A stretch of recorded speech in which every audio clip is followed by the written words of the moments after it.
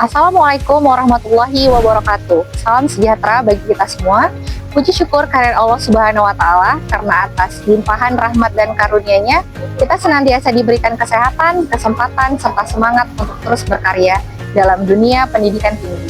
Perkenalkan, saya Uswatun Hasanah SEMSI, dosen program studi Ekonomi Pembangunan Fakultas Sosial Sains Universitas Pembangunan Pancabudi. Pada kesempatan ini, saya akan menyampaikan pernyataan diri dosen dalam unjuk kerja Tridharma Perguruan Tinggi atau PDD UK TPT melalui pelaksanaan pembelajaran pada mata kuliah Perencanaan Keuangan Daerah. Pada video pembelajaran ini, saya menampung mata kuliah Perencanaan Keuangan Daerah dengan kode mata kuliah 5210E PB4022 yang merupakan mata kuliah wajib berbobot 3 SKS pada semester 4 program studi Ekonomi Pembangunan.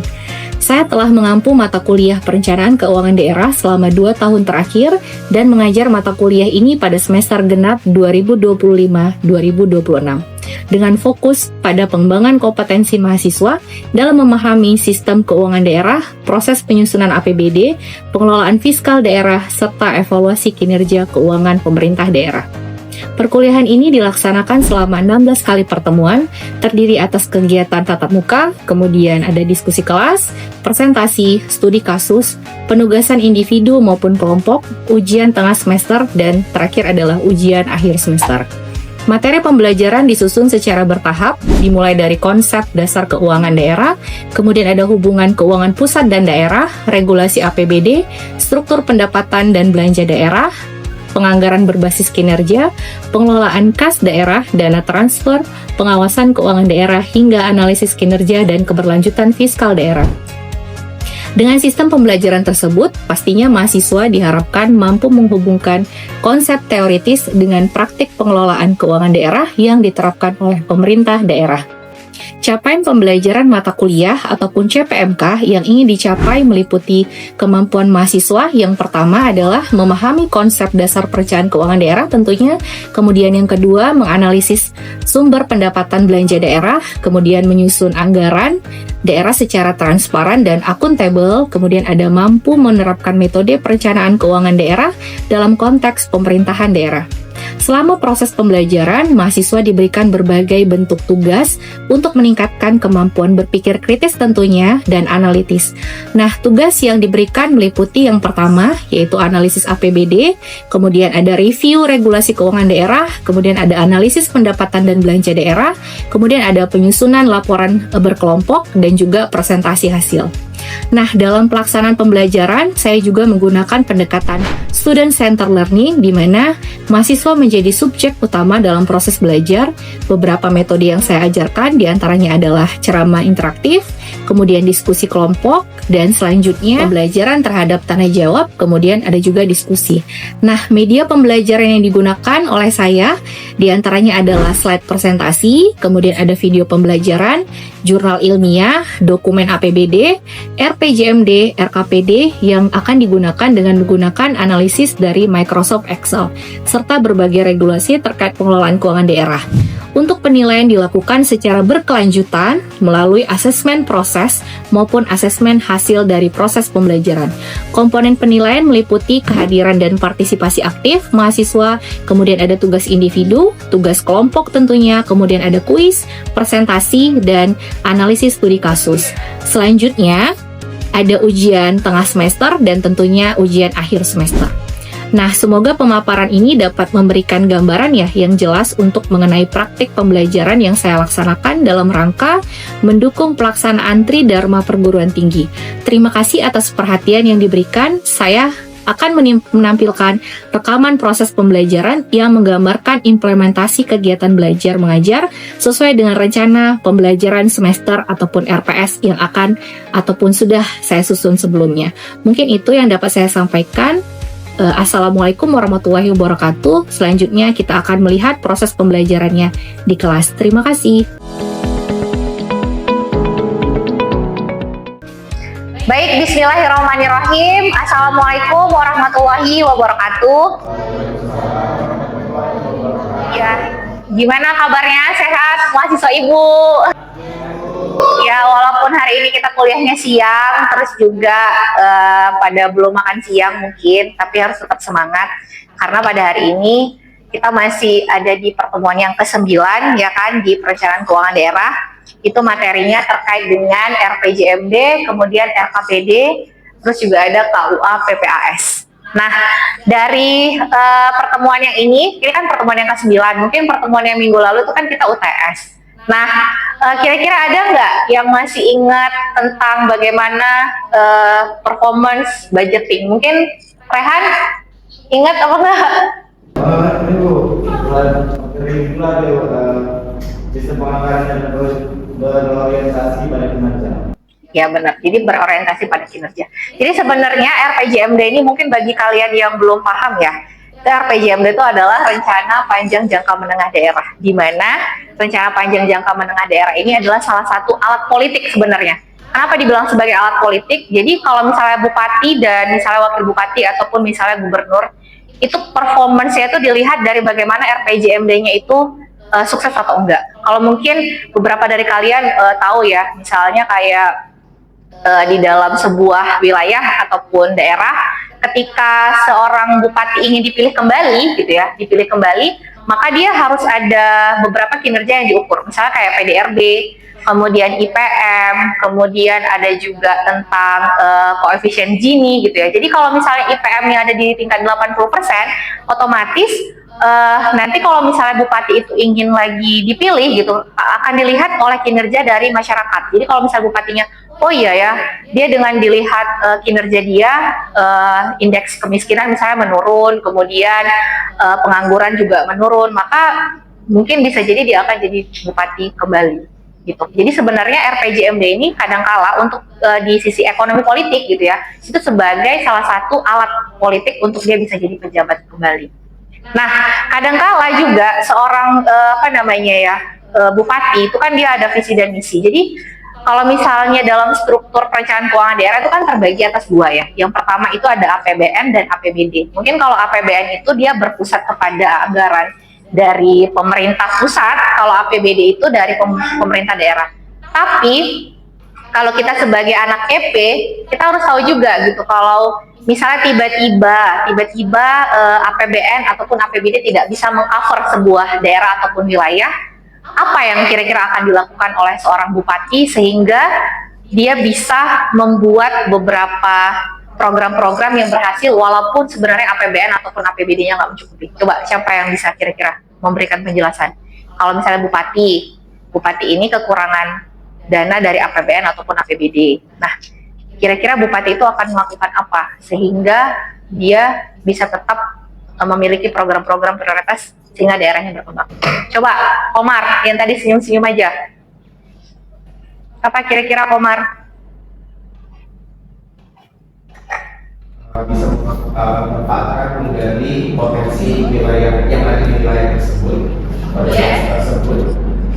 dengan memanfaatkan potensi sumber daya alam.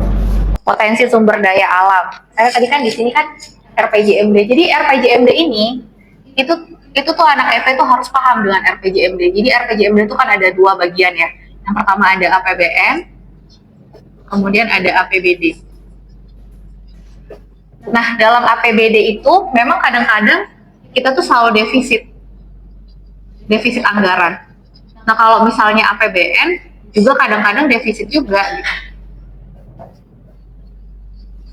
Jadi seorang bupati itu nantinya ketika dia merasa defisit anggaran, dia harus memikirkan kira-kira apa yang harus dilakukannya. Kalau dari struktur APBD itu pasti kan ada potensi, yang pertama adalah pajak ya kan. Kemudian apa lagi selain pajak? Ada apa? Retribusi. Kemudian ada retribusi apa? Ada apa lagi yang bisa dibuat sebagai suatu potensi di daerah? Selain pajak, retribusi, korupsi. Ya, tapi sebenarnya korupsi itu merupakan salah satu hal penting yang bisa mengakibatkan RPJMD ini nggak jalan. Gitu. Kenapa? Karena anggarannya ya diambil sama mereka gitu, diambil sama pemerintah. Nah, jadi kalau misalnya APBD itu defisit anggaran, ya tadi kan dari pajak ya kan, kemudian dari retribusi. Terus kemudian ada juga namanya dana transfer daerah. Mungkin yang ini ya, yang teman-teman yang lain, ketika nanti APBN sama APBD itu, APBD tidak bisa mengcover sebuah daerah, maka kan dia harus menganggarkan dari APBN. Nah, ketika dia menganggarkan dari APBN, maka ada namanya transfer ke daerah. Transfer ke daerah. Nah, transfer ke daerah ini itu juga ambigu gitu lah. Ibaratnya gini, kan itu ada namanya rapat ya, rapat anggota dewan gitu. Setiap akhir tahun kalau misalnya kita ingin punya satu program, maka itu harus dirapatkan dulu sama anggota dewan. Nah, dari anggota dewan itu, itulah yang akan ditransfer ke daerah masing-masing. Jadi kalau dilihat hari ini misalnya ada pembangunan jalan, misalnya di Rumah Angel gitu ya, pembangunan jalan misalnya untuk jalan provinsi, kamu tinggal di mana? Langkat, Kampung Lalang. Rehan tinggal di mana? Pamela misalnya kan. Pamela itu kan ada 3 ya, ada 3 jalan. Jalan yang pertama adalah jalan provinsi, kemudian ada jalan kabupaten dan jalan kota. Ada jalan lingkungan. Nah, kalau misalnya jalan provinsi, jangan kalian salahkan misalnya di rumah kan, jalan kabupaten rusak misalnya kan. Terus kalian bilang, kayak mana nih pemerintah ini segala macam gitu ya kan. Nah, untuk jalan provinsi itu yang punya adalah Provinsi Sumatera Utara. Nah, kalau dia jalannya jalan lintas, yang kalian misalnya kayak dari Medan ke Tebing Tinggi gitu ya, itu yang menaungi itu adalah APBN, bukan pemerintah daerah.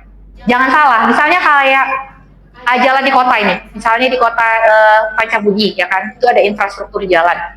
Ketika jalan rusak, jangan kalian maki-maki ke pemerintah daerahnya itu ataupun wali kota gitu ya. Kenapa? Karena sebenarnya naungannya adalah ke pemerintah pusat. Itulah dia dalam bentuk APBN gitu. Misalnya kalau jalan lingkungan rusak, ya kan, jalan lingkungan rusak, jangan kalian marahin wali kotanya. Tapi itu biasanya ada misalnya dana desa, kemudian juga ada daerah yang lebih kecil daripada yang desanya tadi gitu. Jadi sebenarnya naungannya itu berbeda-beda. Itulah yang penting untuk mempelajari namanya RPJMD. Nah, ketika RPJMD ini dirampungkan gitu ya. Nah, RPJMD ini kalau dirampungkan itu dia harus melewati beberapa kali kegiatan gitu ya. Itu diarahkan misalnya kita harus tahu dulu isu strategisnya, isu strategis nasional. Misalnya RPJMD ini ada isunya terkait dengan isu pertama visi misi presiden. Visi misi presiden. Kalau sekarang visi misi presiden apa? Kalau dulu kan asta cita ya kan Presiden Jokowi kan. Nah, di situ visi misi presiden ini gitu kan itu akan diturunkan menjadi visi misi dari gubernur ataupun wali kota.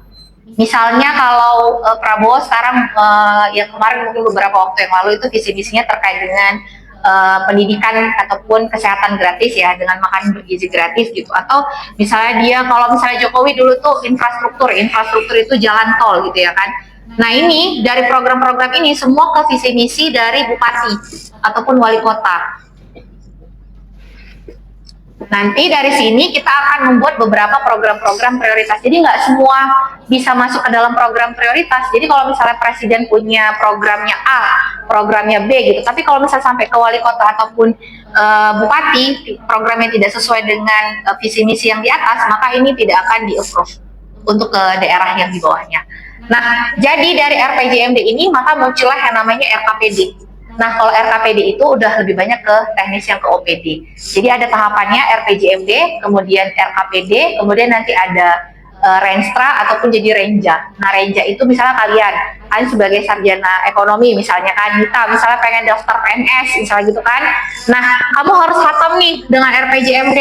Kemudian juga nanti kamu harus tahu dengan RKPD. Nanti kamu bisa buat Renja ataupun Renstra. Nah, Renstra itu dia itu ada yang Renstra itu 5 tahun, tapi kalau Renja itu per tahun teknisnya. Jadi kalau RPJMD ini itu dia jangka waktunya 5 tahun. Jadi setiap 5 tahun sekali dengan program pemerintah yang baru, maka RPJMD itu akan dirubah gitu ya. Mungkin Komar juga udah pernah ya lihat konsultasi publik ya. Jadi dia sebelum untuk di launchingkan program itu prosesnya panjang. Setelah nanti prosesnya panjang, kemudian nanti disahkan dan ada konsultasi publik. Artinya masyarakat harus tahu dan juga harus paham apa sih sebenarnya program dari pemerintah gitu. Jadi kita sebagai mahasiswa juga harus kritis bahwasannya program ini nggak sesuai dengan program yang ada di wilayah kalian. Misalnya kalau kayak Alpindo misalnya, program apa yang kira-kira yang paling prioritas di mana kamu tinggal? Di Binjai misalnya kan. Binjai itu kalau nggak salah tuh isu air bersih juga kan. Kenapa air bersih itu menjadi isu yang paling penting? Karena beberapa daerah itu ternyata airnya nggak ada, ya kan? Atau misalnya airnya kotor gitu kan. Nah, itu harus tertuang di dalam RPJMD Kota Binjai. Gitu. Jadi kalau di Kota Binjai itu airnya kita bisa mengusulkan program itu lewat misalnya dari musyawarah dulu di desa, kemudian nanti dibawa nanti ke kota, kemudian nanti ke provinsi, sampai akhirnya itu jadilah dia RPJMD tadi gini.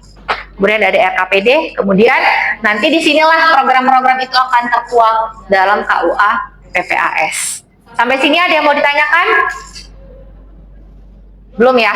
Ini ada beberapa yang Ibu sampaikan tadi, RPJMD itu mungkin kalian udah paham, kemudian ada juga KUA PPAS ya, itu prioritas dan platform anggaran sementara. Jadi dalam misalnya INDI mau jadi PNS misalnya gitu ya kan, misalnya INDI bagian akun untuk admin meng-approve program-program, nah nanti tuh ada kayak platform digital gitu kan, nanti dia ada. Jadi setiap program itu ada kodenya, misalnya kode 001 gitu ya, kode 001 itu tentang kesehatan. Nah kesehatan itu nanti ada misalnya kode 00104, misalnya dia air bersih gitu ya, air bersih, nanti ada lagi kodenya di bawahnya 001, 04, 03, misalnya untuk daerah, misalnya kalau Kota Binjai, Binjai Utara atau Binjai apa? Binjai Selatan ada nggak? Misalnya misalnya di sini 03 itu Binjai Utara gitu ya kan. Nanti kalau dia udah sampai kepada Renja ya kan, itu nanti bisa sampai ke kelurahannya gitu. Jadi yang kode-kode ini gitu ya, ini yang bisa misalnya kita jadi PNS ya, kita bisa membuat kode-kode ini lalu kita mengajukan anggaran gitu. Jadi ada buku-buku pengkodean untuk program-program prioritas. Mungkin yang selama ini kalian nggak tahu gitu ya, program-program prioritas pemerintah itu sebenarnya sudah ada di plotting segala macam bentuknya, mau makanan gizi gratis, kemudian ada juga misalnya terkait dengan ibu dan anak kayak stunting gitu ya, itu juga ada masuk dalam program-program yang ada kode nomor gitu, dan itu dia pemegangnya siapa yang menjadi PNS di bagian program gitu.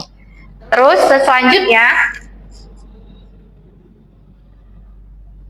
kemudian, nah pengelolaan keuangan daerah ini udah diatur ya di dalam beberapa peraturan gitu ya. Yang paling kita tahu sebagai mahasiswa EP itu ada di Undang-Undang Nomor 25 Tahun 2004. Ini maksudnya adalah setiap daerah ataupun setiap wilayah memiliki otonomi sendiri. Jadi misalnya wilayah Binjai Utara atau Kota Binjai tidak bisa anggarannya itu disubsidikan ke daerah yang lain. Jadi kalau misalnya ada daerah yang misalnya saya kekurangan dana nih, saya minta aja dari Binjai Utara, tuh nggak bisa gitu. Jadi masing-masing daerah sudah punya otonominya sendiri-sendiri. Jadi kita nggak boleh misalnya Kota Medan gitu ya mau obrak-abrik program-program dari Kota Medan, nggak bisa. Karena dari Undang-Undang Nomor 25 Tahun 2004 bahwasannya daerah itu memiliki otonomi daerah. Mungkin beberapa pertemuan yang sebelumnya gitu ya, ada namanya desentralisasi dan sentralisasi. Kalau dulu kita semua tersentralisasi, artinya semua program itu yang mencahkan ataupun yang meng-approve itu adalah pemerintah pusat. Tapi setelah adanya otonomi daerah dari Undang-Undang Nomor 25 Tahun 2004, itu setiap daerah masing-masing punya kewenangan sendiri untuk memperbaiki daerahnya. Jadi udah ada hal-hal demokrasi yang bisa dilakukan oleh para bupati ataupun wali kota gitu. Tapi evaluasinya yang kadang-kala tidak sesuai dengan amanat undang-undang gitu ya. Kemudian yang diturunkan juga ke dalam Permendagri Nomor 13 Tahun 2006, diturunkan sampai ke sini. Oke, mungkin ada yang mau bertanya sampai sini sebelum kita kuis beberapa detik.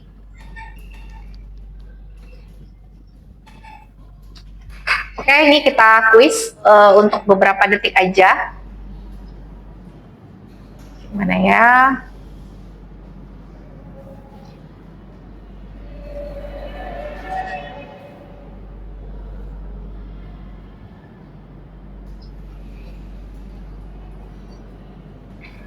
Sambil menunggu, kira-kira ada yang mau ditanyakan? Kenapa, Komar? Kalau misalnya program-program kita tuh sifatnya tuh tersentralisasi untuk era Prabowo sekarang, cukup relevan ketimbang di zaman Soeharto.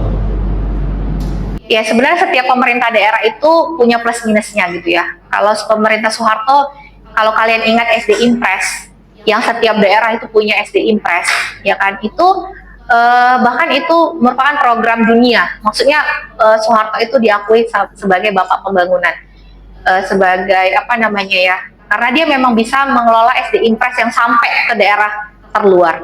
Tapi kadangkala dalam mengatur sebuah perekonomian di suatu daerah itu bukan hanya bukan hanya programnya yang baik, tapi ketegasan, kemudian juga keberanian dari pemerintah daerahnya itu sendiri atau pemimpin di suatu negara itu yang kalau misalnya dia memang tegas dan berani, pasti program itu akan menjadi baik. Tapi kalau misalnya tidak ada ketegasan, kemudian yang paling penting digarisbawahi adalah ketika memiliki sebuah program harus ada evaluasi dan monitoring.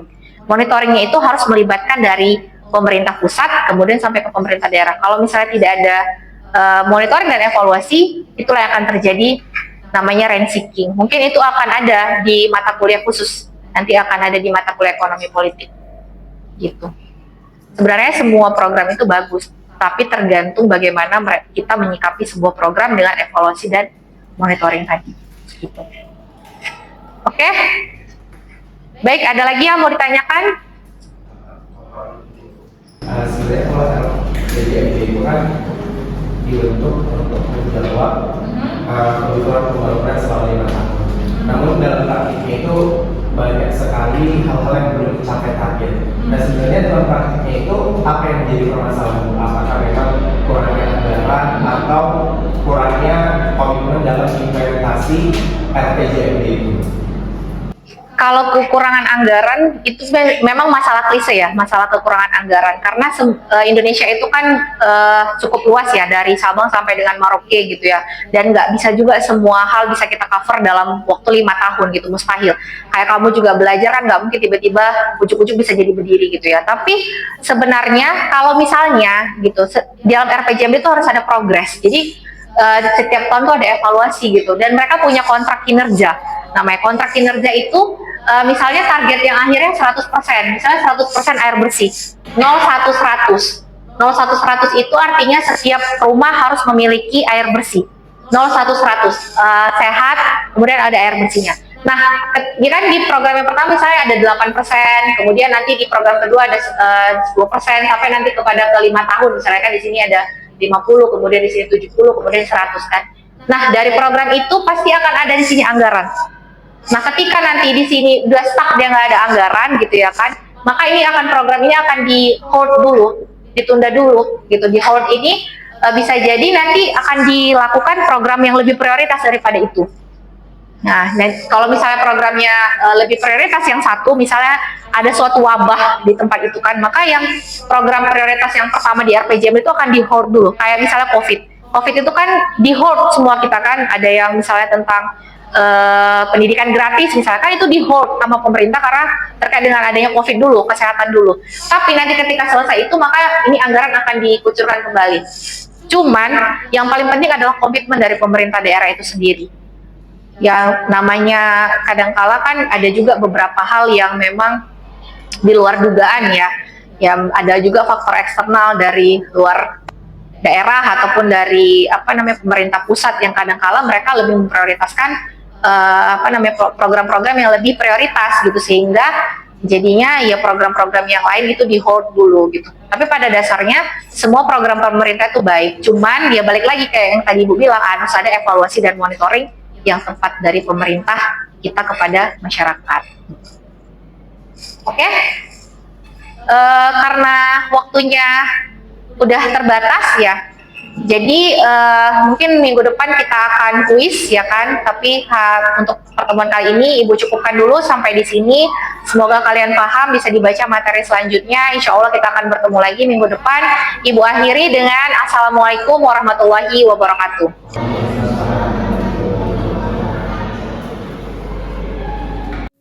Sebagai penutup, melalui pembelajaran mata kuliah perencanaan keuangan daerah, saya berharap mahasiswa tidak hanya memahami konsep dan teori yang telah dipelajari, tetapi juga mampu menganalisis berbagai persoalan dalam pengelolaan dan perencanaan keuangan daerah, serta mengaitkannya dengan kondisi pembangunan di daerah. Dalam proses pembelajaran, saya berupaya mengintegrasikan materi dengan contoh dan kondisi empiris agar mahasiswa dapat memahami bagaimana perencanaan keuangan daerah dilaksanakan dalam praktik, mulai dari penentuan prioritas pembangunan, perencanaan program dan anggaran, hingga pengalokasian sumber daya daerah untuk mendukung pencapaian tujuan pembangunan.